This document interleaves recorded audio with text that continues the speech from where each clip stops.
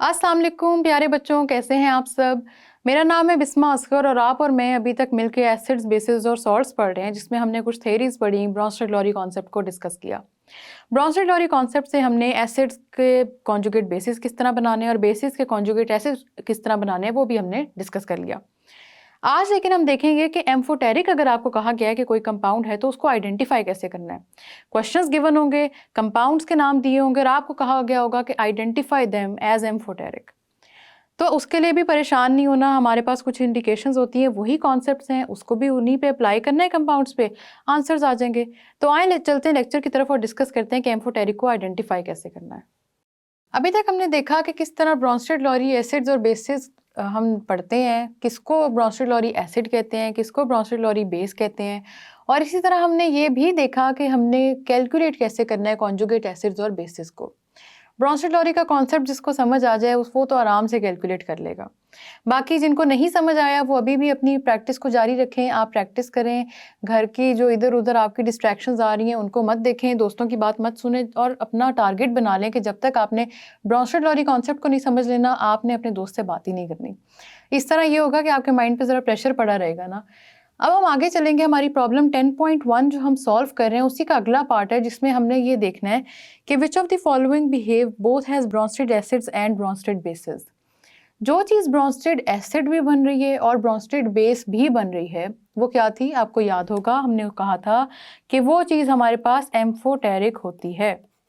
जो चीज़ एम्फोटेरिक है वो एसिड भी है, वो बेस भी है। वो अगर एसिड है तो इसका मतलब है कि वो अपने अंदर से हाइड्रोजन आयन निकालेगी, प्रोटॉन को निकाल देगी, और अगर वो बेस है तो इसका मतलब है कि वो अपने अंदर एसिड का वो जो निकला हुआ H पॉजिटिव है उसको अपने अंदर एक्सेप्ट कर लेगी, या वो अपने अंदर क्या करेगी, वही प्रोटॉन को एक्सेप्ट कर लेगी।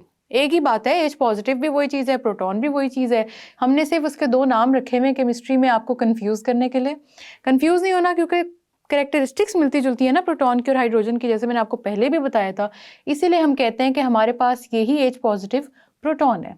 ठीक है, अब हम बात कर रहे हैं कि एम्फोटेरिक को आइडेंटिफाई कैसे करना है। फिर से आपको एम्फोटेरिक एक दफ़ा समझाने के लिए, वो एम्फोटेरिक कंपाउंड्स वो हैं जो एसिड्स भी बन सकते हैं, जो बेसिस भी बन सकते हैं।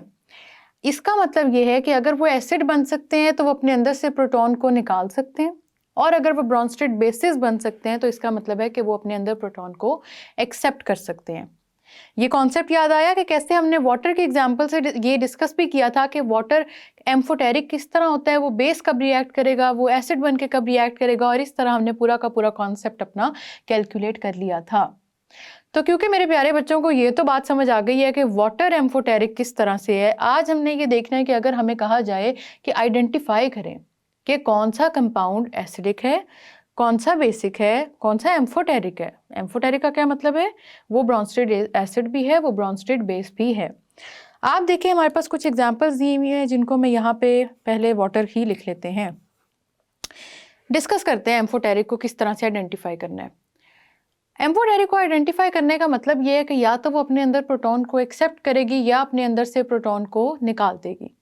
सबसे पहले तो हम देखते हैं कि क्या water as an acid act कर सकता है। ये चीज़ हमने पहले भी पढ़ी थी, लेकिन क्योंकि हम रिवीजन कर रहे हैं, ज़रा वाटर को पढ़ के हमारी एम्फोटेरिक के कॉन्सेप्ट की रिवीजन हो जाएगी और हम अगले वाले जो कंपाउंड्स हैं उनको आराम से सॉल्व भी कर लेंगे। वाटर क्या H पॉजिटिव या प्रोटॉन को एक्सेप्ट कर सकता है?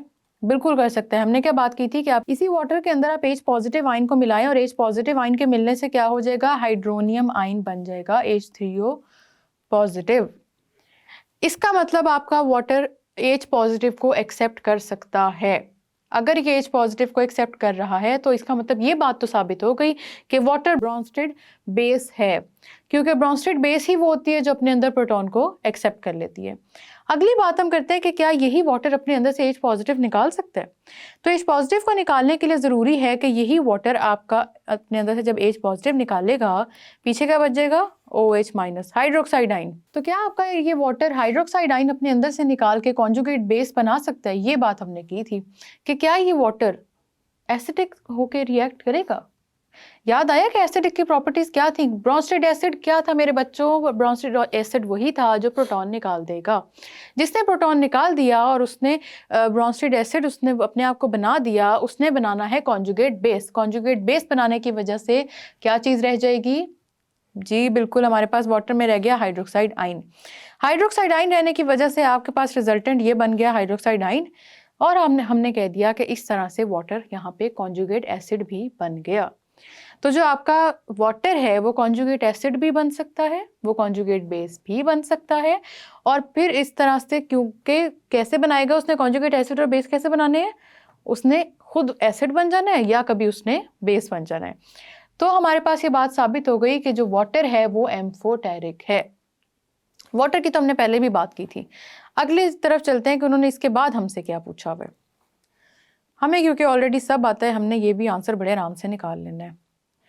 अगली चीज उन्होंने पूछी हुई है HCO3 माइनस। HCO3 माइनस, अब इसको आइडेंटिफाई करना है हमने कि इसमें प्रोटॉन जा सकता है और प्रोटॉन आ सकता है कि नहीं। सबसे पहली बात तो ये है कि एक सिंपल सी ट्रिक, वैसे ये हर चीज़ पे तो अप्लाई नहीं होती, लेकिन आप फिर भी कंपाउंड को गौर करें। अगर आपने ये देखना है कि क्या उस कंपाउंड के अंदर हाइड्रोजन प्रेजेंट है। हर चीज़ पे आप इसको अप्लाई नहीं करना। अमोनिया पे ये अप्लाई नहीं हो सकती। अमोनिया के अंदर 3 हाइड्रोजन मौजूद हैं, लेकिन अमोनिया कभी भी एसिडिक प्रॉपर्टीज नहीं देगा। इसलिए आपने क्या करना है कि आपने ये देखना है सबसे पहले अमोनिया और जो बेसिक बेसिस हमने याद कर ली ना कि ये तो बेस ही बनी रहेंगी, चाहे उनके अंदर हाइड्रोक्साइड आयन हो या ना हो, चाहे उनके अंदर हाइड्रोजन हो या ना हो, वो रहेंगी बेस ही। तो अगली हमने ये बात ये करनी है, उसके अलावा देखना है कि हमारे पास ये जो HCO3 माइनस है ये अपने अंदर से प्रोटॉन को निकाल सकता है या नहीं निकाल सकता। जब हमने ये देखना है तो आप देखें प्रोटॉन निकालने के लिए क्या चीज़ चाहिए बेटा? Hydrogen ion. हाइड्रोजन का प्रेजेंट होना ज़रूरी है। हाइड्रोजन क्योंकि आपके इस कंपाउंड के अंदर मौजूद है तो हाइड्रोजन को हम इसके अंदर से निकाल देंगे। एक +1 चार्ज जब इसके अंदर से निकल जाएगा तो इसके अंदर माइनस मतलब नेगेटिविटी बढ़ जाएगी। पॉजिटिविटी निकालोगे तो नेगेटिविटी रह जाएगी ना, तो जो नेगेटिविटी है वो बेटा इसके अंदर बढ़ जाएगी, और उस नेगेटिविटी के बढ़ने की वजह से जो हमारे पास यहाँ पे रिजल्टेंट कंपाउंड बनेगा वो होगा CO3 माइनस। क्यों? क्योंकि हमने उसकी नेगेटिविटी बढ़ा दी है। ठीक है, इसका मतलब है कि ये जो आपका HCO3 है ये एसिड तो बन सकता है, ब्रोंस्टेड एसिड ये बन सकता है। ये बात हमने वैसे पीछे भी बात की थी कि किस तरह हमने इसको ब्रोंस्टेड एसिड बनाया था, लेकिन ज़रूरी चीज़ ये है कि क्या ये ब्रोंस्टेड बेस बन सकता है। जब तक ये ब्रोंस्टेड बेस नहीं बन जाएगा तब तक आप इसको एम्फोटेरिक नहीं कह सकते, क्योंकि एम्फोटेरिक की मेरे बेटे हमने जो डेफिनेशन पढ़ी वो है ही ये कि आपका जो कंपाउंड है वो दोनों काम करे, वो प्रोटॉन निकाले भी अपने अंदर से और वो प्रोटॉन को एक्सेप्ट भी करे। अब HCO3 के ऊपर देखें सब लोग मेरे साथ कि इसके ऊपर कौन सा चार्ज है? नेगेटिव। क्या नेगेटिव चार्ज अपने अंदर पॉजिटिव चार्ज को एक्सेप्ट कर सकता है? पॉजिटिव चार्ज क्या है? H positive. नेगेटिव चार्ज अपने अंदर पॉजिटिव चार्ज को जी हाँ एक्सेप्ट कर सकता है। माइनस अपने अंदर क्योंकि प्लस ले लेगा, रिपेल तो नहीं करेगा ना। सेम चार्जेस एक दूसरे को रिपेल करते हैं।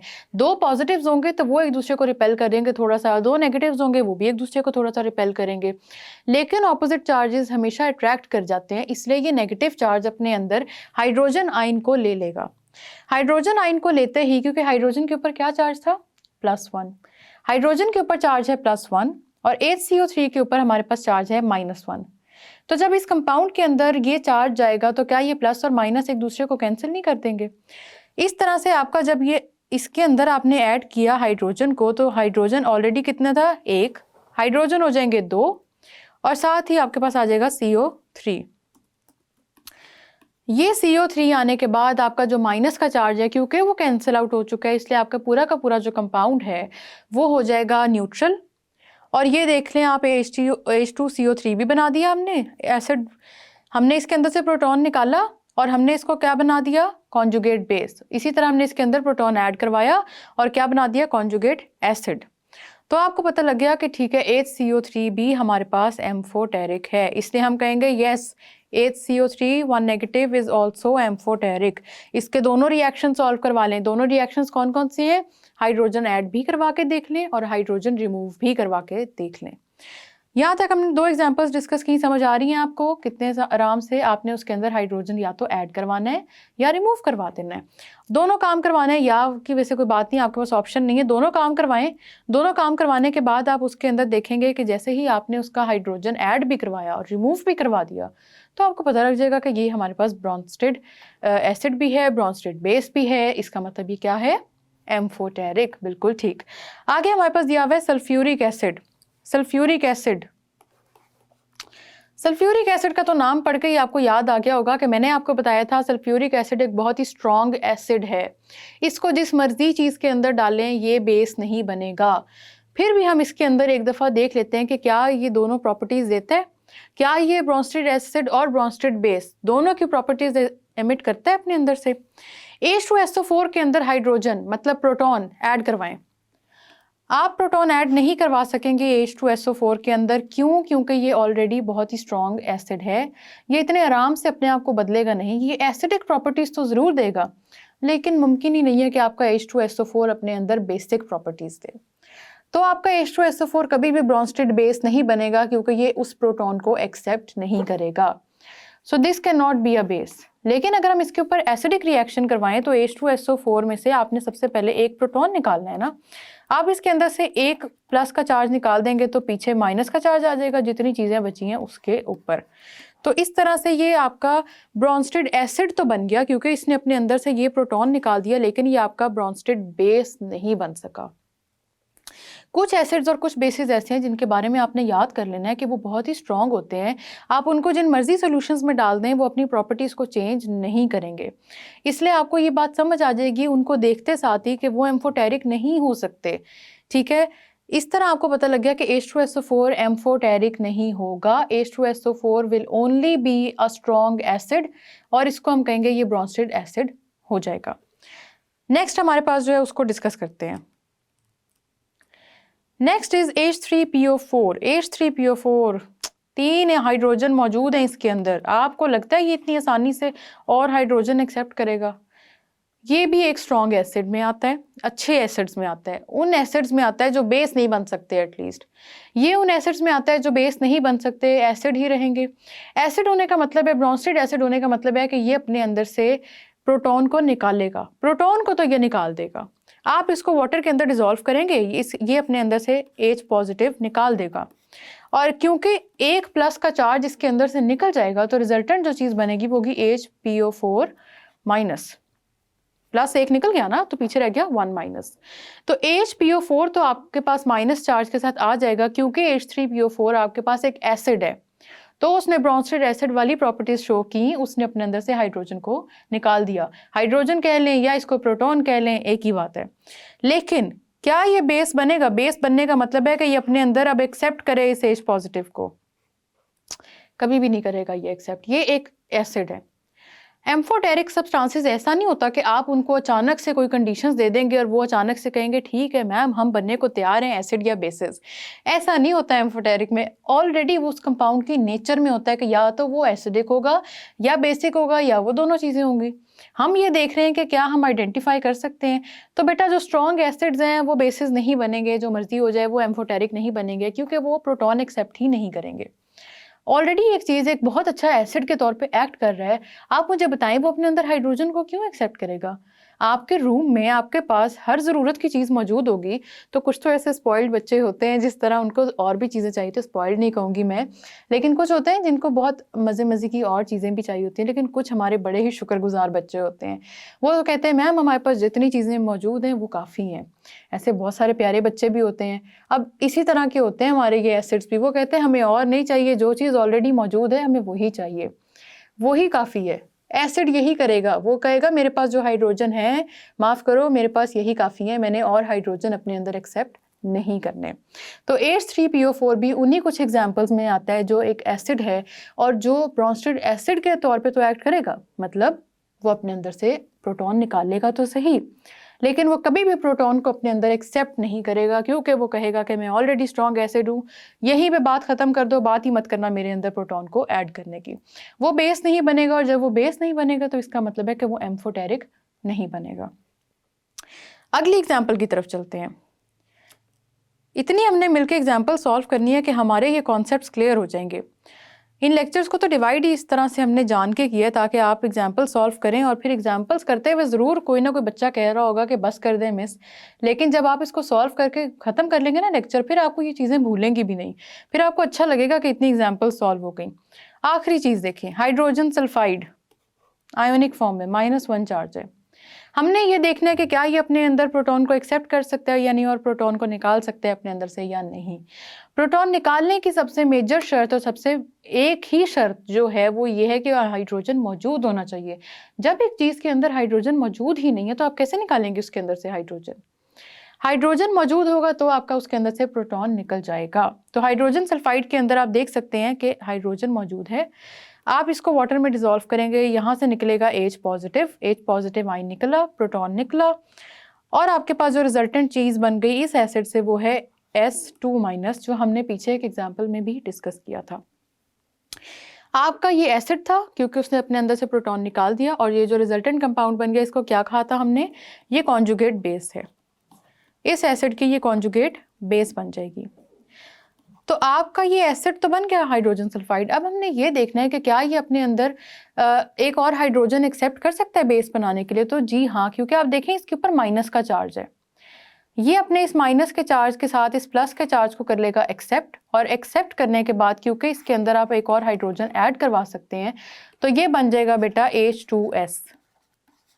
ये होगा वो रिजल्टेंट कंपाउंड जिससे आपको पता लग जाएगा कि हाइड्रोजन सल्फाइड अपने अंदर हाइड्रोजन एक्सेप्ट भी कर सकता है और इस प्रोटॉन को अपने अंदर से निकाल भी सकता है। तो इस तरह हमने डिस्कस कर लिया कि कैसे हम देख सकते हैं कि कुछ सब्सटेंसेस एम्फोटेरिक होते हैं।